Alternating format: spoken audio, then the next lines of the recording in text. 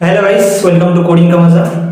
तो हमने Java programming का एक प्ले स्टार्ट किया था और पिछले वीडियो में हमने स्टार्ट किए थे कि वेरिएबल्स क्या है जावा में। और आज हम स्टार्ट करेंगे कि ऑपरेटर, कीवर्ड्स एंड लिटरल्स क्या होता है जावा में। तो चलिए शुरू करते हैं। तो आप इंट a इक्वल टू 10 अगर लिखेंगे तो इंट क्या है? इंट है कीवर्ड। इनको डेटा टाइप भी बोलते हैं, बट ये रिजर्व वर्ड है, इसलिए इसको कीवर्ड भी बोलते हैं। डेटा टाइप भी बोल दीजिए आप, कीवर्ड हम बाद में डिस्कस करेंगे। ये क्या है? ये है वेरिएबल का नेम। और 10 क्या है? इसको कहते हैं लिटरल। ठीक है।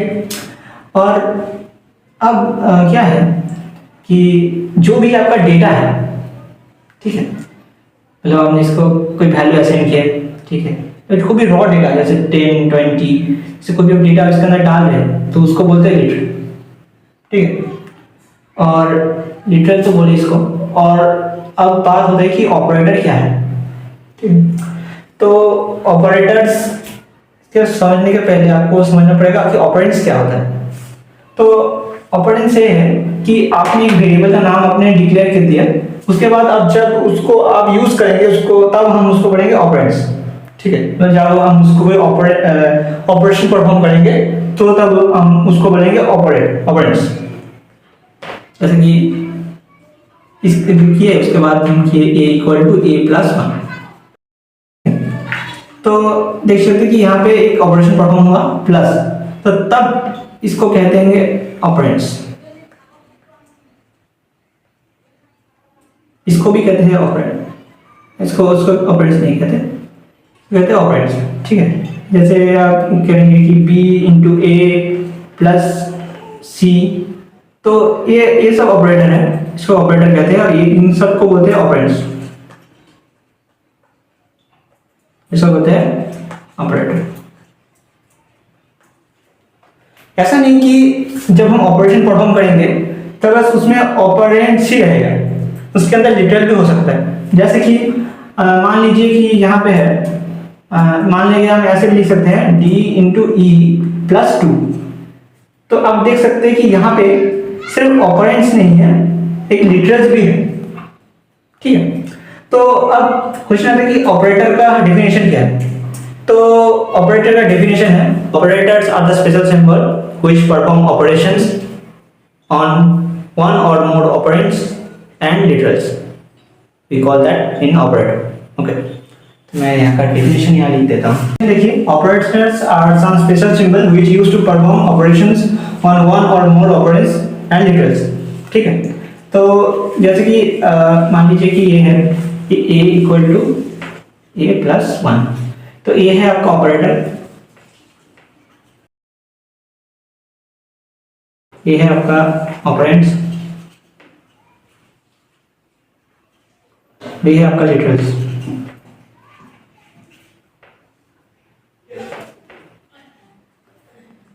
ये भी आपका ऑपरेटर है। तो आप यहाँ पे समझ सकते हो कि यहाँ पे ऑपरेटर है, उसके अंदर काफी सारा ऑपरेंड्स हो सकता है। ठीक है। जैसे कि ये वाला एक ऑपरेंड्स है, ये वाला एक ऑपरेंड्स है, यहाँ पे ऑपरेंड्स और भी हो सकते हैं, जैसे -3, मतलब माइनस ऐसे बी नाम का एक बनाया, उसको यहाँ पे माइनस कर दिया। तो काफी देख सकते हैं यहाँ पे मोर देन वन ऑपरेटर है, इसके साथ लिटरल्स भी है, तो इसमें अंदर एक ऑपरेशन परफॉर्म किया जाता है, तो इसको ही कहते हैं ऑपरेटर। ठीक है। जो ऑपरेंड्स के साथ ऑपरेशन परफॉर्म करने के लिए काम आता है उसको ही ऑपरेटर कहते हैं। अब काफी सारे टाइप का ऑपरेटर्स होते हैं, तो उसको हम लोग वन बाय वन डिस्कस करेंगे। चलिए शुरू करते हैं। तो हम पहले डिस्कस करेंगे अरिथमेटिक ऑपरेटर। तो अरिथमेटिक ऑपरेटर क्या होता है? जैसे एडिशन, सब्ट्रैक्शन, मल्टीप्लिकेशन, डिवीजन और मॉड्यूलस, इंक्रीमेंट और डिक्रीमेंट। तो क्या होता है कि जब हमें किसी वैल्यू के साथ a के साथ b का एडिशन करना पड़ता है, ताकि हम लोग का a का साथ b का इंक्रीमेंट मतलब एडिशन करना पड़ता है, तो हम तब एडिशन ऑपरेटर का यूज करते हैं। ठीक है। उसके बाद है सब्ट्रैक्शन। तो जब हम लोग का सब्ट्रैक्ट करना पड़ता है तो हम सब्ट्रैक्शन में इस्तेमाल कर सकते हैं, जैसे कि a माइनस b। ठीक है। उसके बाद है मल्टीप्लिकेशन, तो ये ऐसा ही है a इंटू बी, तो ये दोनों का वैल्यू मल्टीप्लाई कर देगा, ठीक है। उसके बाद है डिवाइजर, तो डिवाइजर क्या करता है, डिवाइड करता है, बस ऐसे लिखते हैं इसको a डिवाइड b। तो मैं इसको ब्रैकेट में लिख देता हूँ कि क्या है इसका सिंबल है। सब्ट्रैक्शन के लिए माइनस, मल्टीप्लिकेशन के लिए आपका स्टार और डिवाइजर के लिए आपका स्लैश, फ्रंट स्लैश, ठीक।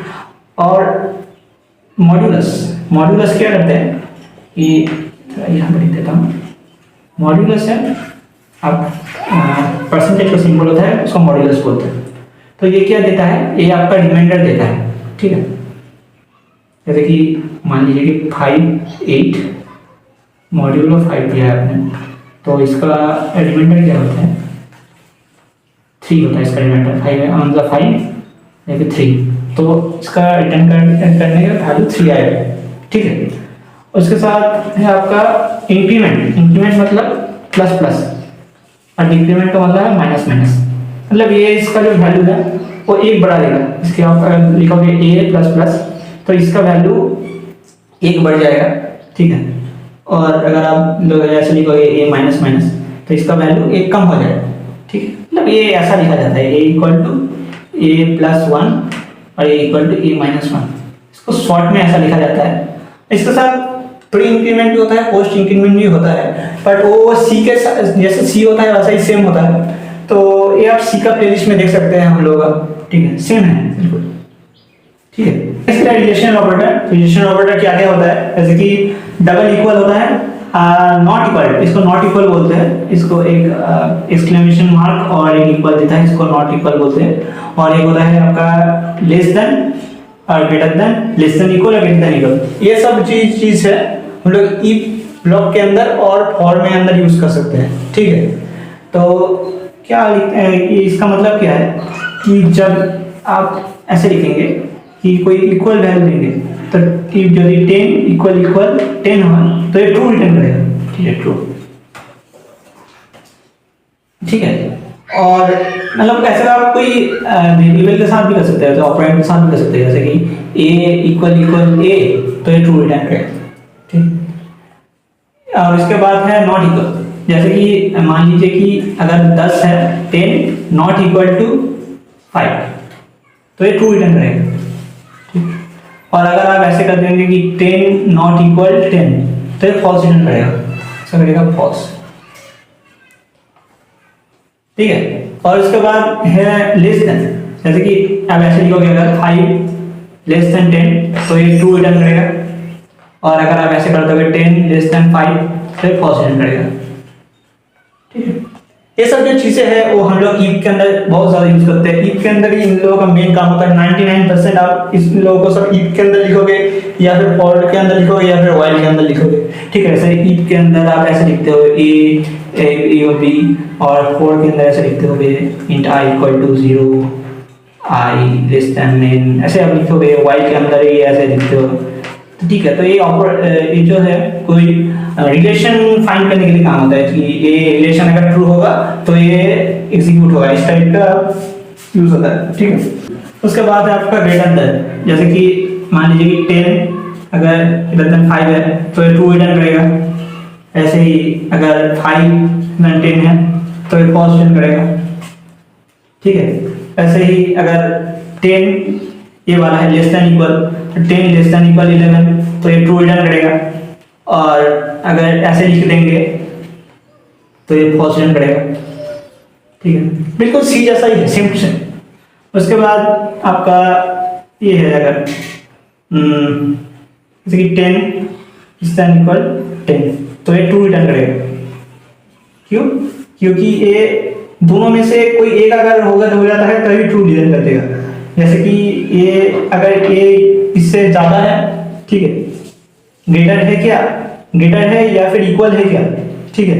अगर दोनों में से कुछ कोई एक चीज है तो ये ट्रू रिटर्न करेगा, ठीक है। तो आप देख सकते हो कि यहाँ से दोनों इक्वल है तो इसलिए ट्रू रिटर्न कर दे। अगर ये ऐसा रहता 11 ग्रेटर देन 10, तो ये दोनों तो इक्वल तो नहीं है, बट ये ग्रेटर देन है इसलिए ट्रू रिटर्न करेगा, समझ गए आप, ठीक है। बट अगर दोनों में से कोई सा भी ट्रू नहीं है तो फिर आपको फॉल्स रिटर्न करेगा। जैसे मैं आपको दिखा देता हूँ, जैसे 12 है, 12 लेस देन 13, तो इस कंडीशन में देखिए दोनों ट्रू नहीं है, ये वाला भी ट्रू नहीं है और ये वाला भी ट्रू नहीं है। जैसे कि 12 क्या 13 से बड़ा है तो नहीं है, और 12 और 13 का इक्वल है नहीं है, तो इस रिटर्न से यहाँ पे फॉल्स रिटर्न होगा। तो बस यही है। तो अब हम लिखेंगे असाइनमेंट ऑपरेटर। ठीक है, असाइनमेंट ऑपरेटर क्या होता है, कोई वैल्यू को असाइन करने के लिए ये ऑपरेटर यूज होता है। जैसे कि a इक्वल टू, तो क्या है कि a के इंट a इक्वल टू, तो a के अंदर 2 को असाइन किया गया हम लोग को इस ऑपरेटर के द्वारा, तो ये असाइन करने के लिए काम आता है, तो इसको असाइनमेंट ऑपरेटर बोलते हैं।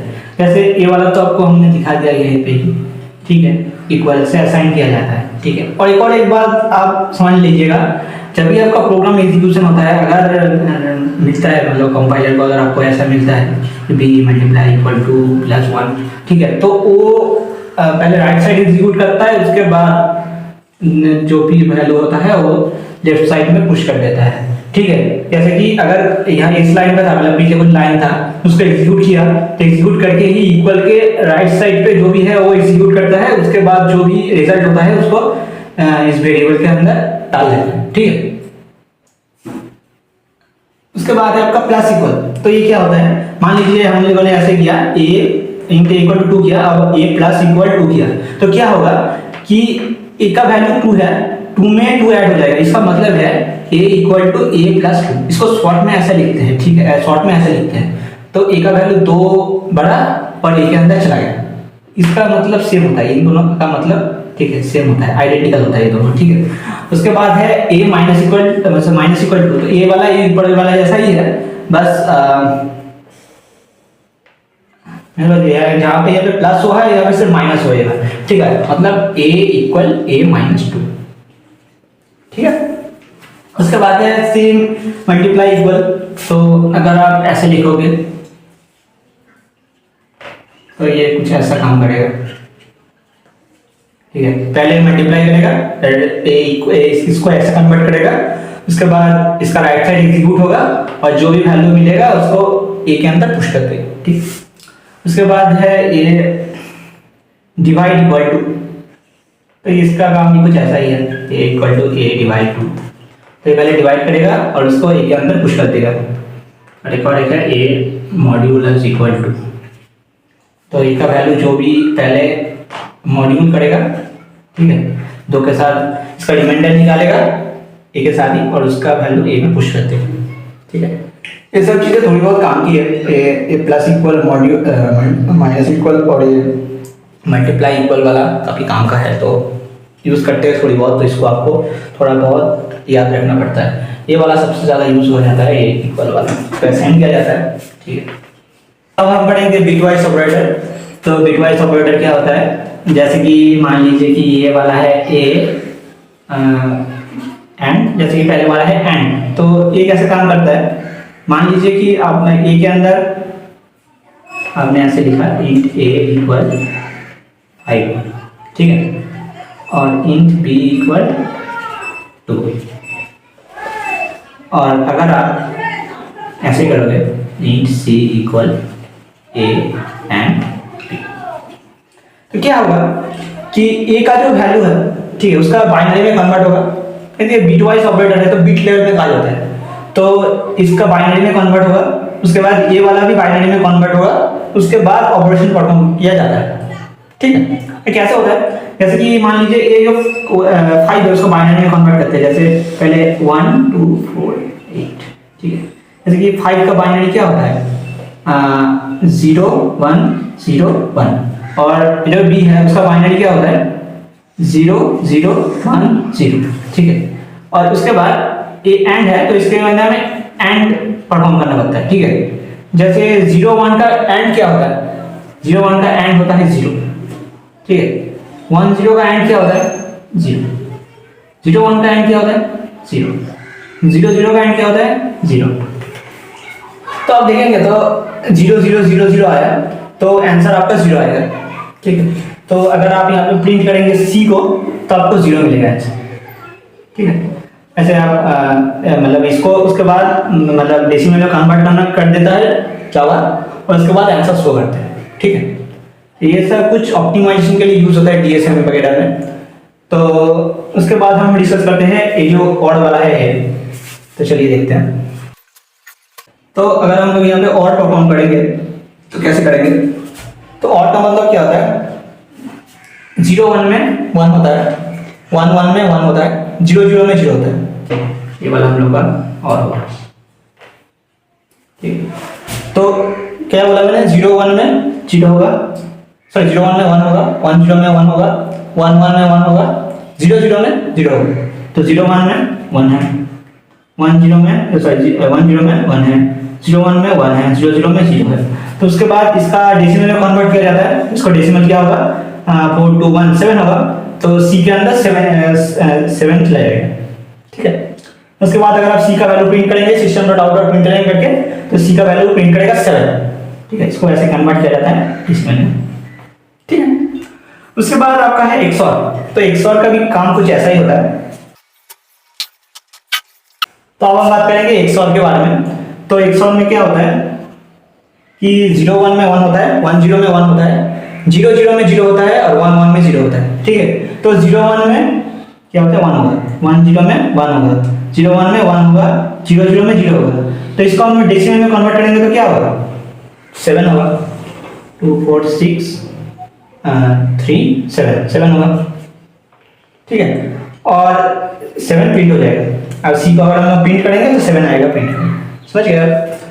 तो ये तो हो गया। अब हम देखते हैं लेफ्ट शिफ्ट और राइट शिफ्ट। हम बात करेंगे लेफ्ट शिफ्ट ऑपरेटर के बारे में। लेफ्ट शिफ्ट ऑपरेटर क्या होता है? तो मान लीजिए कि यहाँ पे 2 है और इसको लेफ्ट शिफ्ट किया गया है 1 से।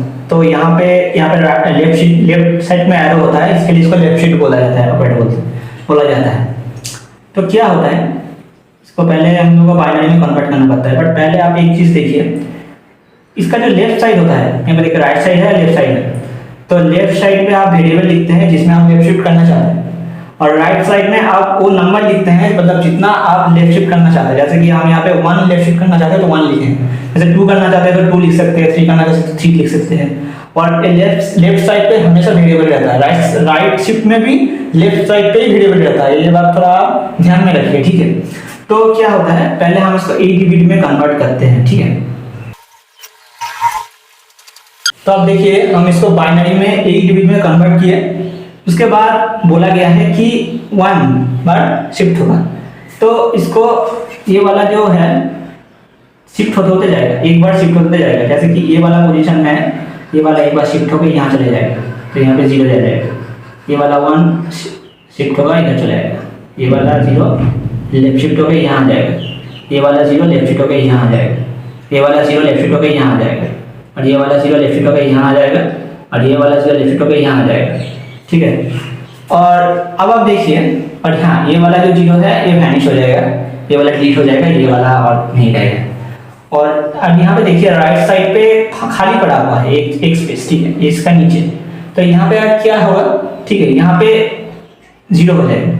कोई भी हो अगर खाली रहता है तो 0 हो जाएगा। ऐसा नहीं है कि ये वाला मतलब खाली यहाँ आके बैठ गया, ऐसा नहीं है। ठीक है, ये वाला वैनिश हो गया है। मान लीजिए यहाँ पे 1 होता तो 1 भी यहाँ पे वैनिश हो जाता। यहाँ पे 0 होगा हर टाइम, मतलब यहाँ पे अगर कोई मतलब यहाँ पे 2 बार लेफ्ट शिफ्ट किए और यहाँ पे 2 बार खाली मिल गया, तो यहाँ पे आपको 2 0 बैठाना है। ठीक है, कुछ ऐसा बात। उसके बाद ये जो आपका नंबर मिला, इसको हम उसके बाद कन्वर्ट कर देते हैं डेसिमल में। तो इसको डेसिमल में कन्वर्ट करेंगे तो 4 आएगा। ठीक, तो अगर हम सी प्रिंट करेंगे तो 4 प्रिंट होगा। अब इसका लॉजिकली मतलब क्या हो रहा है वो मैं आपको दिखा देता हूँ। इसका फॉर्मूला है a into 2 to the power n, जहाँ पे n है, ये राइट साइड पे जो है इसको n बोलते हैं, और a वाला लेफ्ट साइड में जो है उसको बोलते हैं। कल a के अंदर आप यहाँ पे 2 है, 2 बैठाएंगे, और n के जगह पे आप 1 बैठाएंगे, क्योंकि हमने 1 किया था, तो आपको मिलेगा 4, जो कि हमारा आंसर है। तो ये इसका फॉर्मूला है। ठीक है, तो 2 की पावर निकालने के लिए यूज होता है। ठीक, अब हम बात करेंगे राइट शिफ्ट ऑपरेटर के बारे में।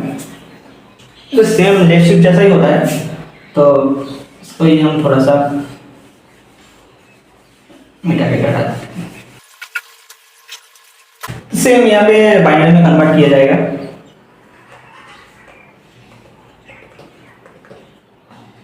उसके बाद ये वाला राइट शिफ्ट होगा, तो पिछले वाले में यहाँ इस टाइप से गया था, लेफ्ट साइड में गया था, बट इस बार राइट साइड में शिफ्ट होगा। ठीक है, तो क्या होगा कि तो क्या होता है कि ये वाला जो 0 है ये तो माइनस हो जाता है, ये कुछ जाने का कोई रास्ता नहीं है इसका। उसके बाद ये 1 इधर चला जाता है। ठीक है, और ये वाला जो 0 है वो यहाँ पे आ जाएगा, ये वाला जो 0 है वो यहाँ आ जाएगा, ये वाला 0 यहाँ आ जाएगा, ये वाला 0 यहाँ आ जाएगा, ये वाला 0 इधर आ जाएगा, और ये वाला जो 0 है वो, और बस यहाँ पे खाली है तो यहाँ पे 0 आ जाएगा। कभी भी खाली मिलेगा वही में हमको 0 डाल देना। ठीक है, तो इसका क्या होगा, इसको हो जाएगा 1, इसको डेसिमल में कन्वर्ट किया और उसके बाद हम सी को प्रिंट करेंगे तो 1 आएगा। तो इसका फॉर्मूला भी सेम है, a/2 जैसे कि a का वैल्यू क्या था 2 था और n का वैल्यू क्या है 1, तो 2 तो क्या होगा 1। समझ गया? तो ये है बिटवाइज ऑपरेटर। तो ये तो मैंने बस ओवरव्यू दिया। अगर आपको इसके बारे में थोड़ा और जानना है तो डिस्क्रिप्शन में आपको सी का प्लेलिस्ट मिलेगा, सी का वीडियो दिया गया है, तो हमारे चैनल का ही है, तो वहाँ पे थोड़ा ज़्यादा से एक्सप्लेन किया गया है ये वाला टॉपिक, तो आप वो देख सकते हैं। ठीक है, तो ये आपका लॉजिकल ऑपरेटर। तो लॉजिकल ऑपरेटर क्या क्या होता है, जैसे लॉजिकल एंड होता है, लॉजिकल डॉट होता है और लॉजिकल नॉट होता है। तो ये सब क्या काम होता है तो मैं आपको बताऊँ।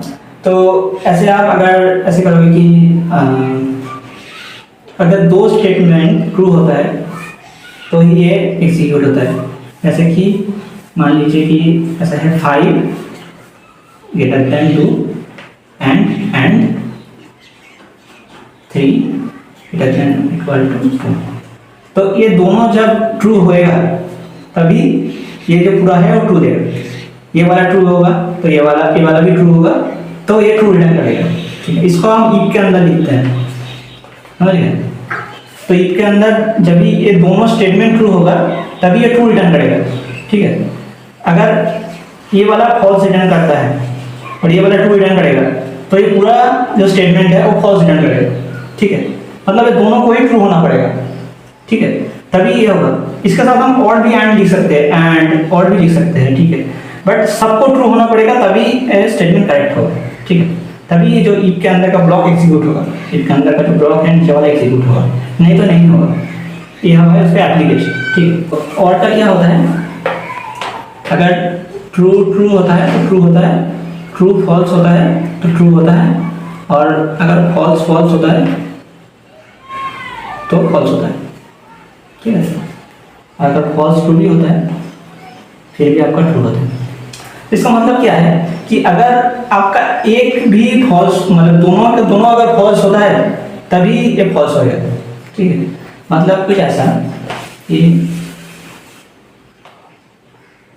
मान लीजिए कि ये ऐसा है 5 and 2 एंड, तो ये वाला तो देखिए ट्रू है। ठीक है, जब ये ट्रू मिलेगा तभी एग्जीक्यूट करना शुरू कर देगा। ठीक है, क्योंकि एक ट्रू है, एक ट्रू हो जाएगा तभी इसका काम चल जाएगा। ठीक है, अगर दोनों ट्रू है, जैसे मान लीजिए ऐसा इसमें भी 7 है, फिर भी एग्जीक्यूट हो जाएगा, फिर तो ये चेक ही नहीं करेगा, ये इतना चेक करेगा बस हो जाएगा इसका। ठीक है, और अगर ये वाला फॉल्स रहेगा, ठीक है, ये वाला अगर मान लीजिए ये वाला ऐसा फॉल्स हो गया, ये वाला तो फॉल्स हो गया, अब यहाँ पे वाला भी यहाँ पे वाला चेक करेगा और उसके बाद देखेगा कि हाँ ये ट्रू है तो इसके बाद एग्जीक्यूट करेगा। ठीक है, यहाँ पे आप और भी लिख सकते हैं, सॉरी इसको और है तो इसको ऐसे लिखना पड़ता है। ठीक, तो ये वाला ट्रू होगा तो फिर तो चेक नहीं करेगा दूसरा वाला, अगर ये वाला फॉल्स रहता है तो ये वाला भी चेक करेगा। ठीक है, अगर ये दोनों फॉल्स होता है फिर एग्जीक्यूट नहीं करेगा। ठीक है, नहीं तो कर देगा। ठीक है, और नेक्स्ट है हम लोगों का लॉजिकल नॉट। लॉजिकल नॉट मतलब इसके अंदर का जो भी है वो अगर फॉल्स होता है तभी इसको ट्रू रिटर्न करेगा। मतलब यहाँ पे अगर हम लिख देंगे ऐसा हम अगर लिख देंगे तो इसका मतलब है फॉल्स। ठीक है, बट ये वाला क्या रिटर्न करेगा, ट्रू रिटर्न कर देगा। इसका मतलब अगर इफ के अंदर लिखेंगे तो ये वाला तो फॉल्स होएगा। ठीक है, इसको फॉल्स होगा और ये वाला इसकी वजह से ट्रू हो जाएगा, और इफ के अंदर जब भी ट्रू होता है तभी एग्जीक्यूट होता है, तो ये ब्लॉक एग्जीक्यूट हो जाएगा। ठीक है, तो ये वाला थोड़ा कम यूज होता है, ये दोनों ज्यादा यूज होता है। ठीक है, तो अब बात करेंगे टर्नरी ऑपरेटर के बारे में। तो ये वाला ऑपरेटर भी थोड़ा यूजफुल है। तो क्या होता है कि आप if के अंदर कोड लिखते हैं, ठीक है, if 5 is less than 2, then आप ऐसे लिखते होगे system dot out dot println 5 is greater। उसके बाद आप एल्स में ऐसे लिखते होंगे system dot out dot println 2 is greater। तो ये वाला कुछ काफी बड़ा कोड हो जाता है, तो इसको लिखने का एक छोटा सा टेक्निक है जिसको हम टर्मिनेट ऑपरेटर से कर सकते हैं। तो कैसे करते हैं, ये वाला if लिखने का कोई जरूरत नहीं पड़ता, तो आपको बताते हैं कि इसको कैसे लिया जाता है। तो बस आपको क्या करना है कि ऐसे आप लिख दीजिए कि 5 is less than 2। क्या ये स्टेटमेंट ट्रू है? तो अगर ट्रू है तो यहाँ पे क्वेश्चन मार्क लगाएंगे, ठीक है। तो क्वेश्चन मार्क वाला एग्जीक्यूट हो जाएगा। क्वेश्चन मार्क में आप यहाँ पे लिख सकते हैं system dot out dot println 5 is greater, ठीक है। और एल्स की जगह पे आप ऐसे लिख सकते हैं, ये वाला दोनों पढ़ देता है, ठीक है। तो यहाँ पे आप देखिए system dot out dot println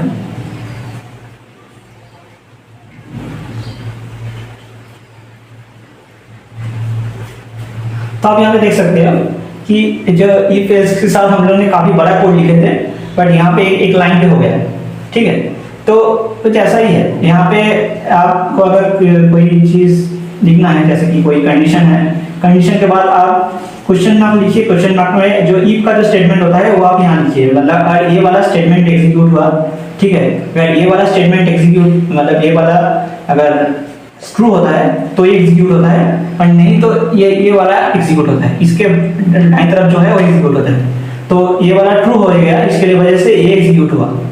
और अगर ये वाला फॉल्स होता, मतलब ये कुछ ऐसा होता तो ये फॉल्स होता, तो ये वाला एग्जीक्यूट हो जाता। समझ गया? और मैं एक आपको दिखा देता हूँ, जैसे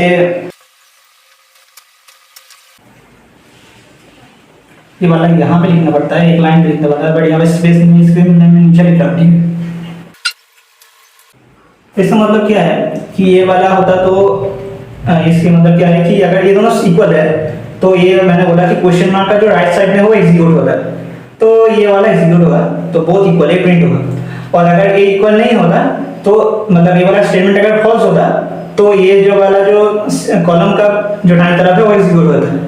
तो अगर ये ऐसा होता तो ये वाला कॉलम का जो दाईं तरफ है ये एग्जीक्यूट होता है। समझ गया? ठीक है। सो अब बात करेंगे कीवर्ड के बारे में। तो कीवर्ड क्या होता है? कीवर्ड होता है, keyword is some reserve word that have some predefined meaning. इसका मतलब क्या होता है? पहले मैं डेफिनेशन लिखता हूँ। तो कीवर्ड जो है कुछ रिजर्व वर्ड होता है जिसका कोई प्रीडिफाइंड मीनिंग होता है। जैसे कि मान लीजिए जितना भी आपका वर्ड है वो जावा में पहले ही डिफाइन किया गया है, जिसको आप नहीं मतलब उसको हम एडिट करके नहीं लिख सकते। जैसे कि इंट है, ठीक है, फ्लोट है, इफ है, ठीक है, आपका जो है गोटू है, आपका ट्राई है, ठीक है। तो इन जगह को आप कोई एडिट करके कुछ लिख सकते हैं। जैसे कि आप ऐसे लिख सकते हैं इंट की जगह, जैसे इंट ए हम ऐसे लिखते हैं 10, तो आप ऐसे लिख सकते हैं कि इंट ए इक्वल टू 10, ऐसा तो नहीं लिख सकते, ठीक है। तो इसका कोई मतलब रिजर्व है ये वर्ड, और इसका कोई मीनिंग भी है। जैसे आप यहाँ पे इंटीजर स्टोर कर सकते हैं, इसीलिए आपको इंट लिखा गया है, समझ सकते हैं आप। तो जो कीवर्ड से ही एक पूरा कोड लिखा जाता है। कोड मतलब क्या होता है कि कीवर्ड होता है और उसके अंदर आइडेंटिफायर होता है। आइडेंटिफायर मतलब जो वेरिएबल का नेम होता है, मेथड का नेम होता है, वैसे ही होता है। और कीवर्ड होता है, ठीक है। तो कीवर्ड जो है कुछ एक ऐसा भी है कि ये जो रिजर्व वर्ड लिखा गया है, तो इसके लिए आप आइडेंटिफायर के तौर पे यूज नहीं कर सकते। जैसे कि आप ऐसे लिख नहीं सकते कि इंट, आपने एक वेरिएबल बनाना है तो इसके नाम आप इफ नहीं लिख सकते, इंट इफ इक्वल टू 10। तो ये आप वेरिएबल का नाम ऐसे नहीं लिख सकते क्योंकि ये कीवर्ड है। कीवर्ड ये रिजर्व वर्ड है, इसको आप यूज नहीं कर सकते ऐसे, ठीक है। और जावा में 50 कीवर्ड्स है, ठीक है, 50 कीवर्ड जावा के लिए रिजर्व है, ठीक है। और इनमें से 2 हम यूज नहीं कर सकते। इसका एक होता है आपका गो टू और एक होता है आपका कॉन्स्ट। इसको छोड़ के आप सब कुछ यूज़ कर सकते हैं। और एक चीज़ जो है जो आपका ट्रू है, फॉल्स है और आपका नल है, ये 3 जो है कीवर्ड के अंदर नहीं आता, ये आपका आता है लिटरल्स के अंदर। ठीक है, जैसे आप ऐसे करते हो ना, Boolean A equal to true, सब स्टोर कर सकते हैं। तो आप भी ऐसे ही लिखते होगे ना, तो इंट ए इक्वल टू 10। ठीक है, तो आप देख सकते हो कि यहाँ पे आप क्या स्टोर किए थे, लिटरल्स, ये लिटरल्स था, तो ये भी लिटरल्स है। ये जो ऑब्जेक्ट के अंदर कोई वैल्यू अगर नहीं है, मतलब अगर कोई वैल्यू अगर उसके अंदर डिफाइन नहीं किया जाता तो उसके अंदर ना स्टोर होता है, तो उसका मतलब वो लिटरल्स है, कोई कीवर्ड नहीं है। समझ सकते हैं आप ये, तो बस सही है। तो आज के हम डिस्कस किया ऑपरेटर, लिटरल, कीवर्ड और सभी ऑपरेटर हम लोग ऑलमोस्ट कवर करने का कोशिश किया है। यही जो ऑपरेटर्स है वो ज़्यादातर यूज़ होता है, और भी काफ़ी सारे ऑपरेटर होता है बट वो उतना यूज़फुल नहीं है, और बाद में डिस्कस करेंगे। तो बस आज के लिए बस इतना ही, नेक्स्ट वीडियो में मिलते हैं। Thank you.